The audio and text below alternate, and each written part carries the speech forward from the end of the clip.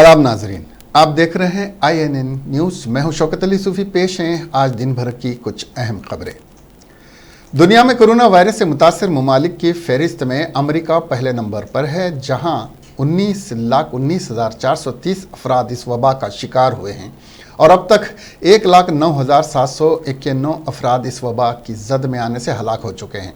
उसके बाद ब्राज़ील 6,77,000, रूस 4,59,000, बरतानिया 2,85,000 और हिंदुस्तान 2,47,000 मुतासरीन के साथ 5वें नंबर पर है। स्पेन के 33,085 लोग इस वबा से हलाक हो चुके हैं और 2,34,801 अफराद इस वायरस से मुतासर हैं। तुर्की में पिछले 24 घंटों में कोरोना वायरस कोविड-19 के 878 नए मामलों की तस्दीक हुई है और 21 लोगों की मौत हो चुकी है। मैक्सिको में कोरोना वायरस के 3,600 नए केसेस दर्ज किए जाने के बाद मुतासरीन की तादाद बढ़कर 1,13,500 से मुतजाविज़ हो गई है।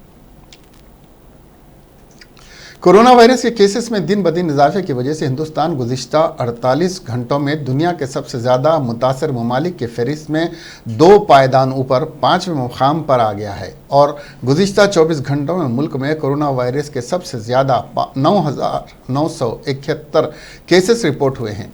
अब मुल्क में कोरोना वायरस के मुतासरीन की मजमूई तादाद 2,47,000 हो गई है। मुतासरीन के मामले में हिंदुस्तान स्पेन को पीछे छोड़कर दुनिया भर में 5वें नंबर पर आ गया है। हिंदुस्तान में जहां 2,46,628 अफराद इस वायरस का शिकार हुए हैं, वहीं स्पेन में 2,41,310 अफराद कोरोना मुतासरीन हैं।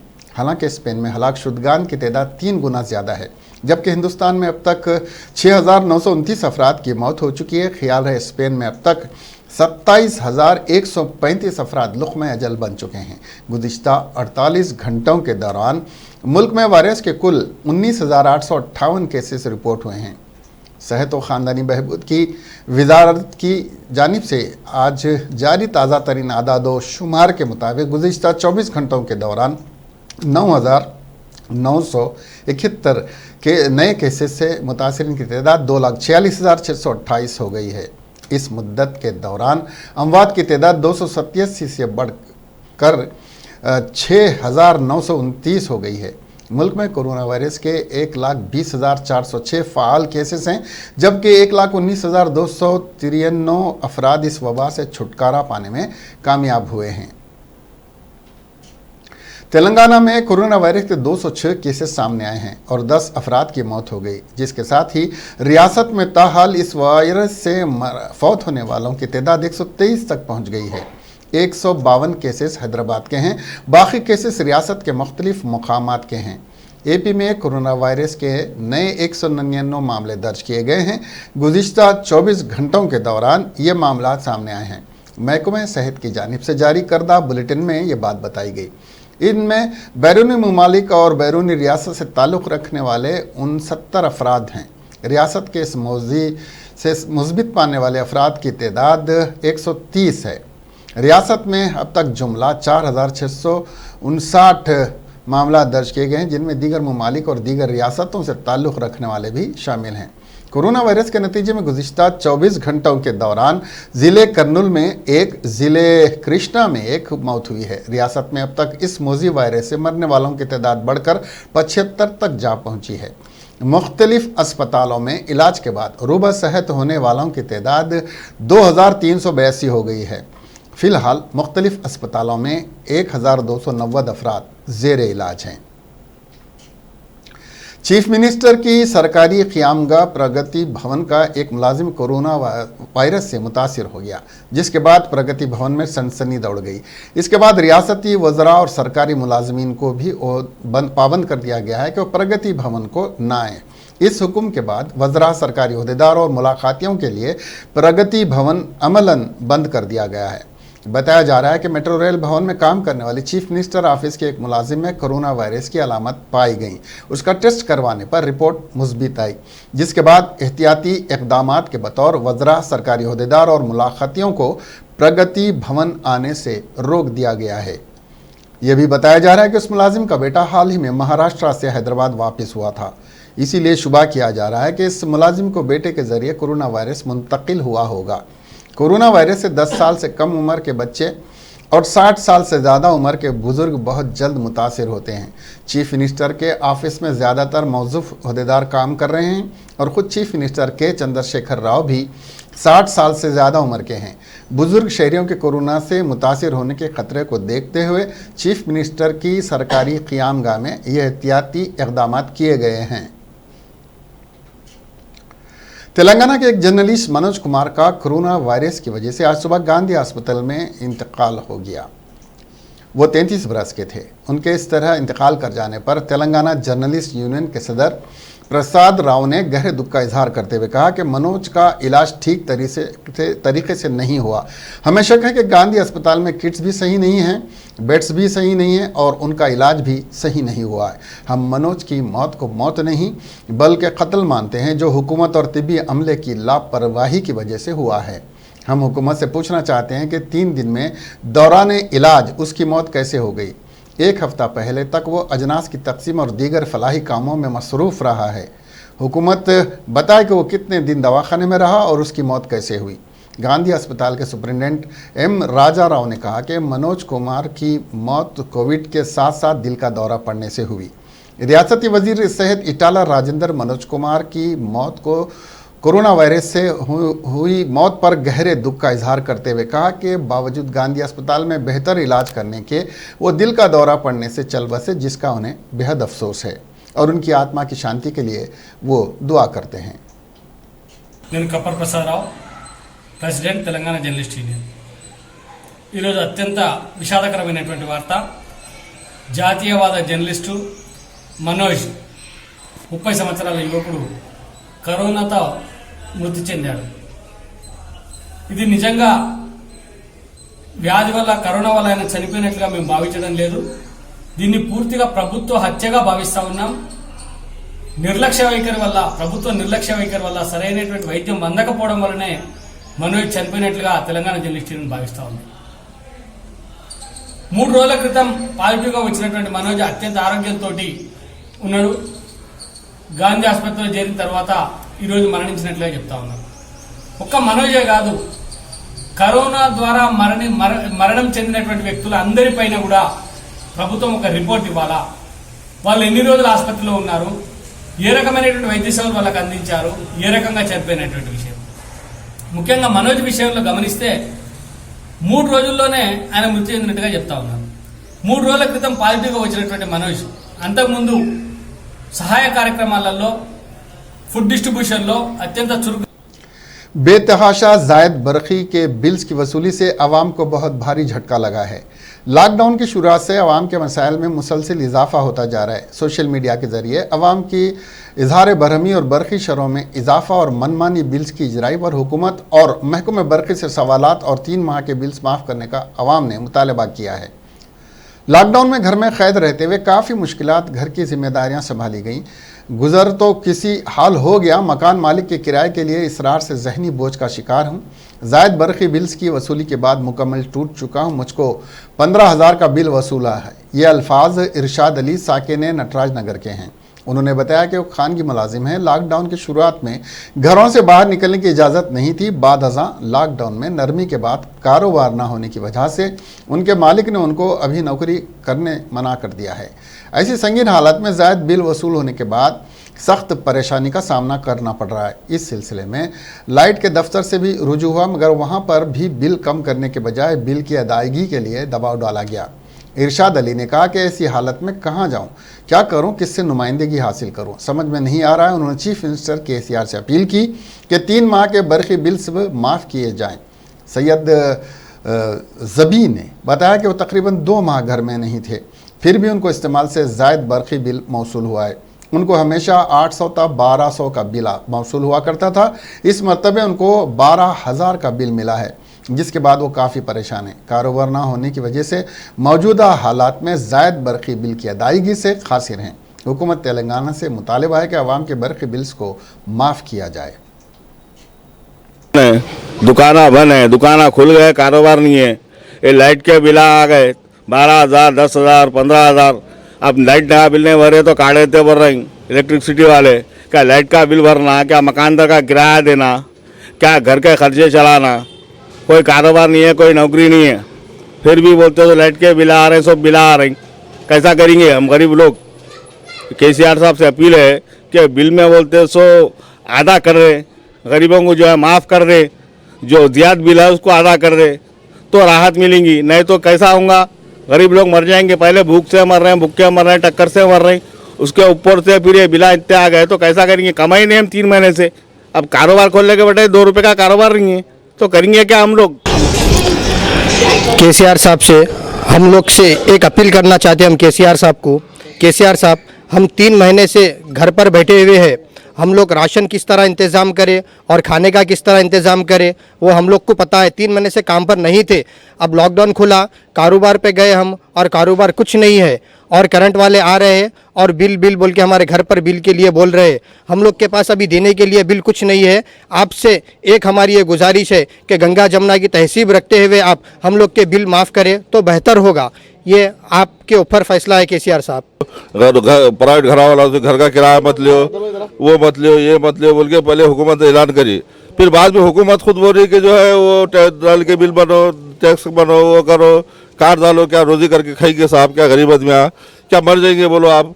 बाल बच्चे वाले, छोटे छोटे बच्चे वाले घर आए 3 महीने 4 महीने से बेकार बैठे हुए हैं, बहुत परेशानी चल रही है, उसमें कोई जो है मुश्किल है।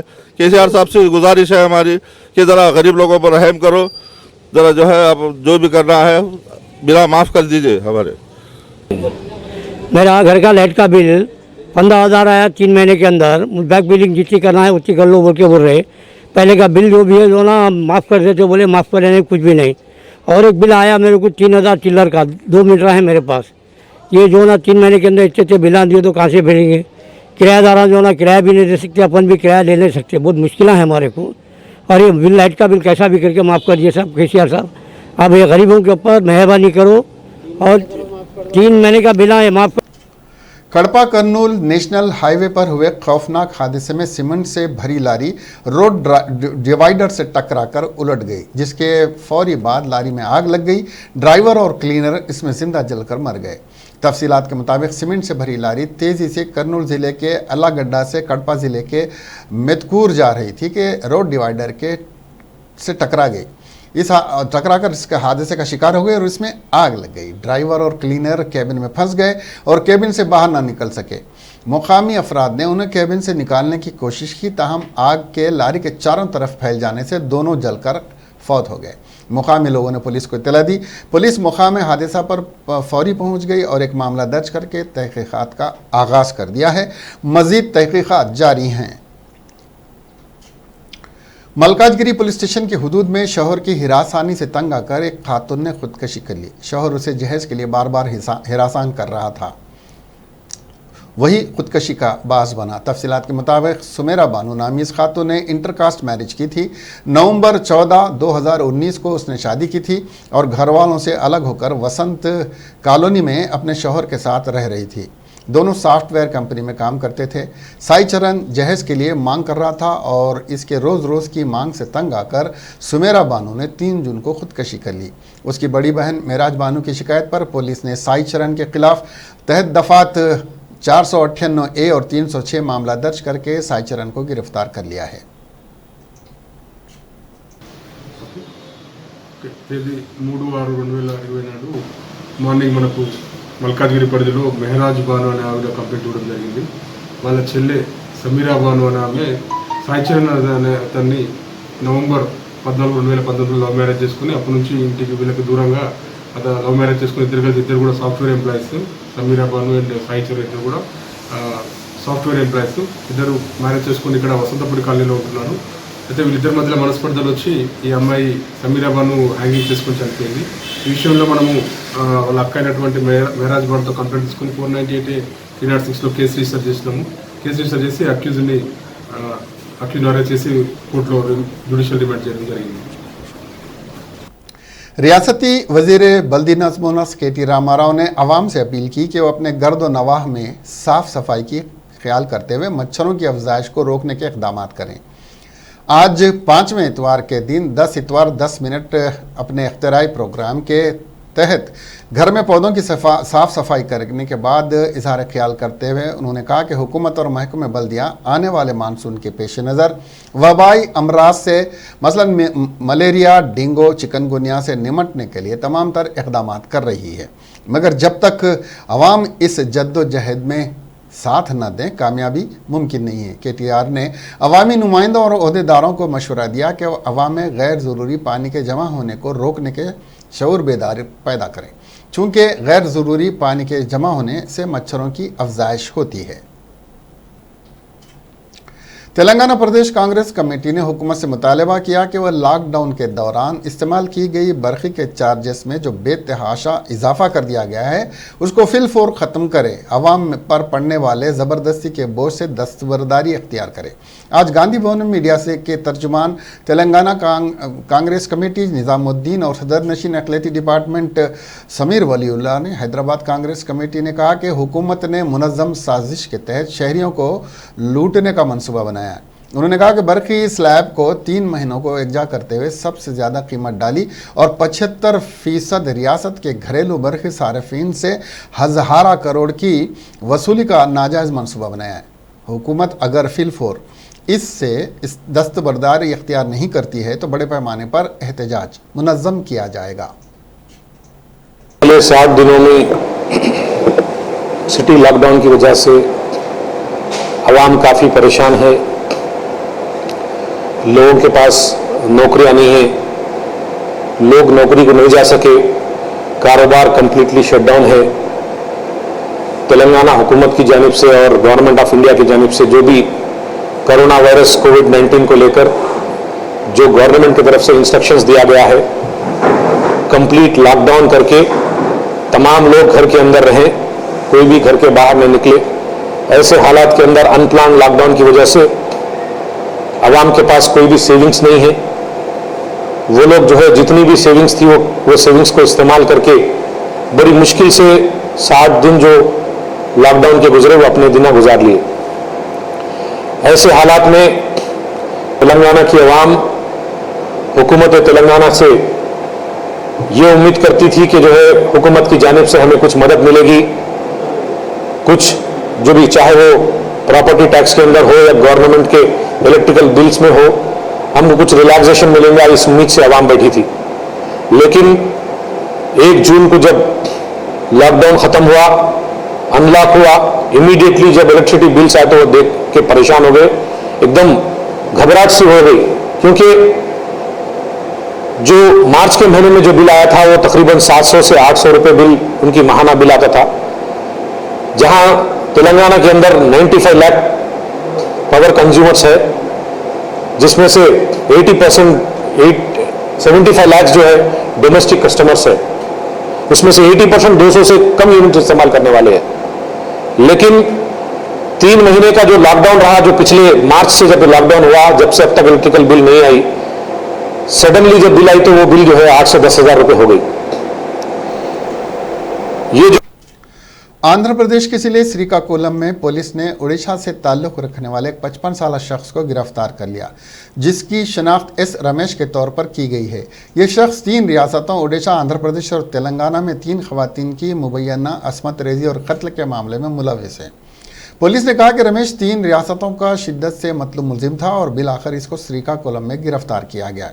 रमेश उड़ीसा के गजपति ज़िले के विलाका भद्रा गांव का रहने वाला है।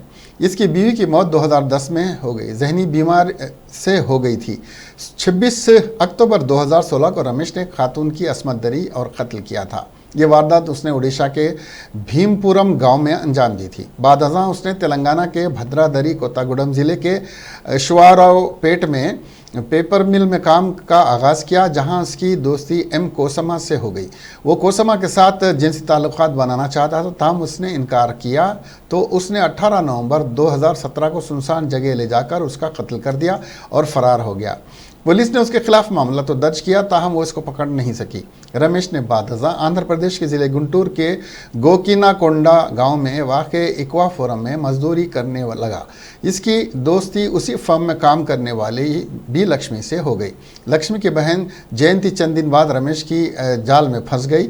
रमेश ने जयंती को माली मदद की, ताहम उसके साथ जिनसी ख्वाहिश की तकमील हो सकी। जब वो श्रीकाकुलम टाउन वापस हुई तो रमेश भी श्रीकाकुलम चला गया। उसने ज्योति को पटापुरम गांव में बुलाकर इसकी असमतदरी की और बाद अज़ां इसका कत्ल कर दिया। पुलिस ने इसको श्रीकाकुलम के पीठापट्टनम इलाके से गिरफ्तार किया। रेवंत रेड्डी झूठ का सहारा लेते हुए केटीआर पर शख्सी तनकीद करते हुए सस्ती शोहरत हासिल करने की कोशिश कर रहे हैं।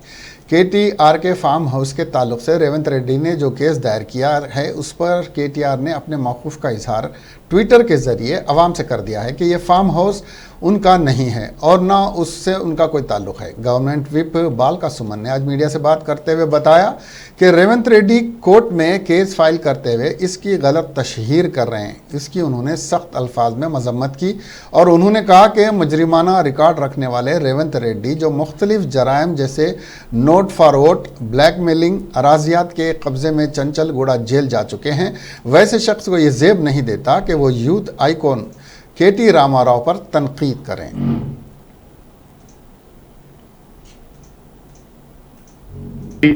66/E/6, 66/E/7, E/8 ఈ సర్వే నెంబర్ల పరిధిలో ఉన్నటువంటి భూమిలో 111 జీవో పరిధిలో అక్రమ కట్టడాలు రేవంత్ రెడ్డి గారు ఇవాళ వాళ్ళకి సంబంధించినటువంటి భూమిలో అక్రమ కట్టడాలు జరుగుతూ ఉన్నాయి. ఇదేమో ఆ 66 సర్వే నెంబర్. ఇది ఇక్కడ మీకు క్లియర్గా కనబడుతూ ఉంది 66 సర్వే నెంబర్. ఇది గూగుల్ మ్యాప్.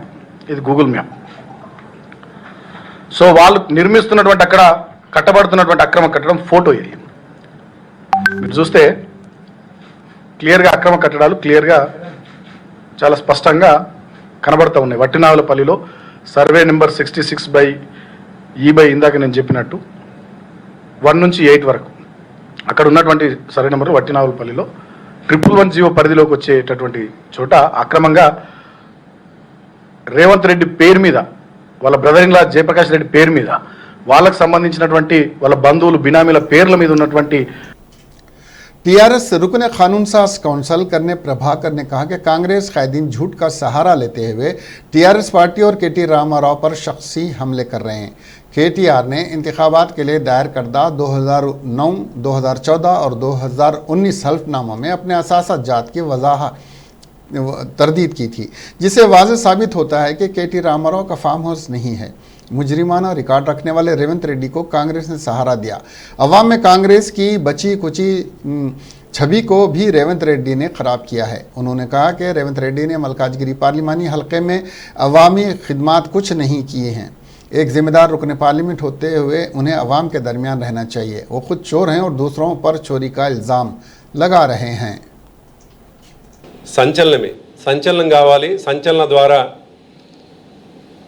ప్రపంచానికి తన పేరుని ప్రచారం చేసుకోవాలంటే ఒక యావతో, ఒక దుగ్ధతో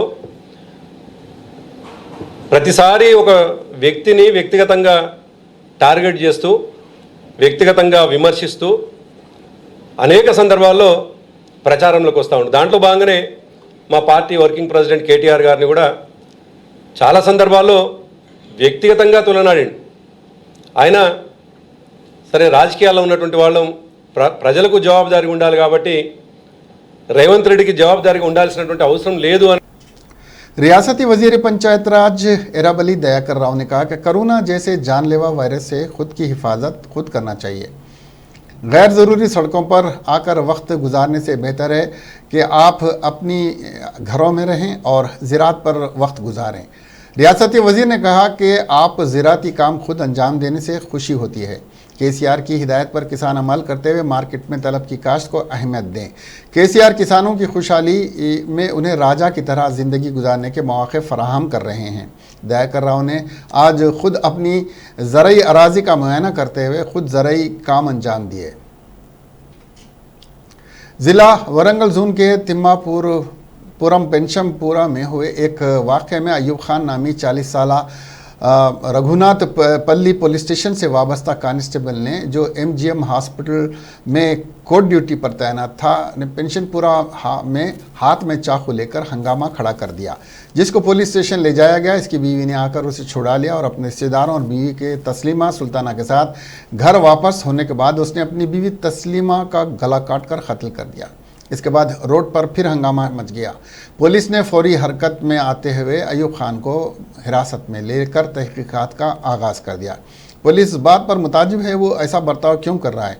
अयूब खान ने इतराफ़ किया है कि उसने अपनी बीवी का कत्ल कर दिया है। तकरीबन 3 माह के अरसे के बाद आंध्र प्रदेश और तेलंगाना बॉर्डर पर बनाए गए चेक पोस्ट को कल से खोल दिया जाएगा। लॉकडाउन के निफाज के बाद दोनों रियासतों की आवाम को आने जाने से रोकने के लिए बॉर्डर पर ज़बरदस्त बंदोबस्त कर दिया गया था। इब्तिदा में बेइंतहा ज़रूरी खिदमात के लिए आने जाने वाली गाड़ियों को ही इजाज़त दी जाएगी। इसके बाद मरहलावार दीगर गाड़ियों को आने जाने की इजाज़त दी जाएगी। बताया जा रहा है कि मरकज़ी हुकूमत ने दोनों रियासतों में आवाम की सहूलत और आमद रफ्त को इजाज़त दी है। रामपुरम को क्रॉस रोड खुर्ब नल्ला बंडा गुड़म का चेक पोस्ट कल से बर्खास्त कर दिया जाएगा। इसके अलावा दीगर बॉर्डर्स को भी जल्द ही खोल दिया जाएगा। आंध्र प्रदेश असेंबली सेशन का आगाज़ इस माह की 16 तारीख से होगा, जिसमें बजट को मंजूरी दी जाएगी। यह सेशन, जिसकी शुरुआत 10 बजे दिन होगी, में तवक्को है कि मुकम्मल बजट पेश किया जाएगा। इम्कान है कि वज़ीर आला YS जगन मोहन रेड्डी 11 जून को काबीना के इजलास में इस खुसूस में रस्मी फैसला करेंगे। सेशन का आगाज़ गवर्नर विश्वभूषण हरिचंदन के खिताब से होगा, जिसके बाद बिजनेस एडवाइजरी कमेटी का इजलास होगा, जिसमें इजलास के एजेंडा को हतमी शक्ल दी जाएगी।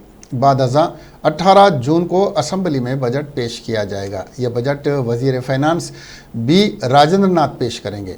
इम्कान है कि कोरोना वायरस के पेश नज़र ये असेंबली सेशन मुख्तसर होगा। इस माह के आखिर में अलल हिसाब बजट ख़त्म हो रहा है। माहौलियाती तहफ़्फ़ुज़ बिल की पेशकशी के लिए हुकूमत ने असेंबली सेशन मुनक़्क़िद करने का फ़ैसला किया है। दूसरी तरफ इसके इजलास को अहमियत हासिल हो गई क्योंकि राज्यसभा के 19 जून को इंतखाबात होने वाले हैं।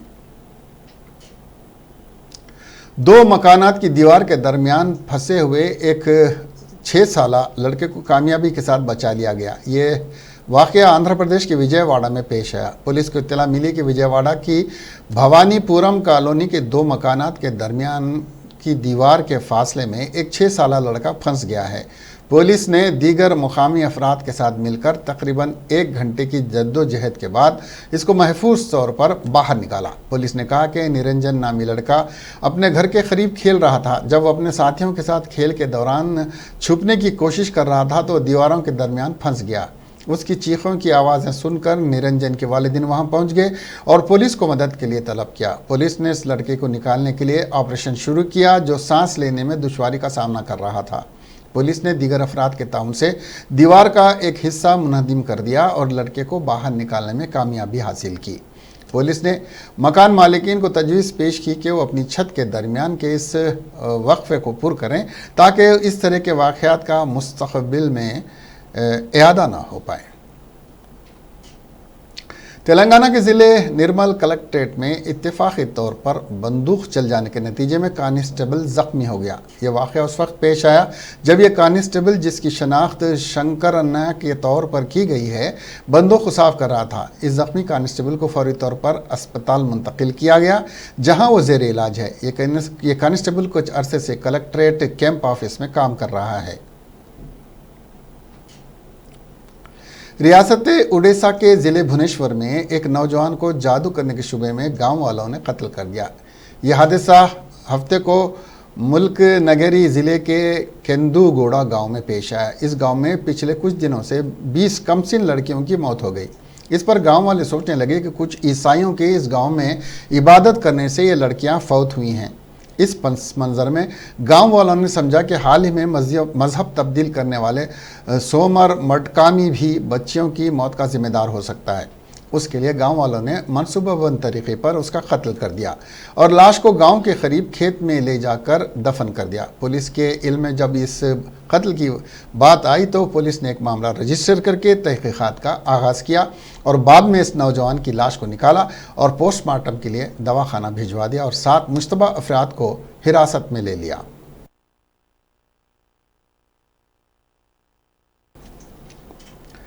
इसके साथ ही ये खबरें यहीं ख़त्म हुई। अब हमें दीजिए इजाज़त और देखते रहिए INN चैनल। खुदा हाफिज़।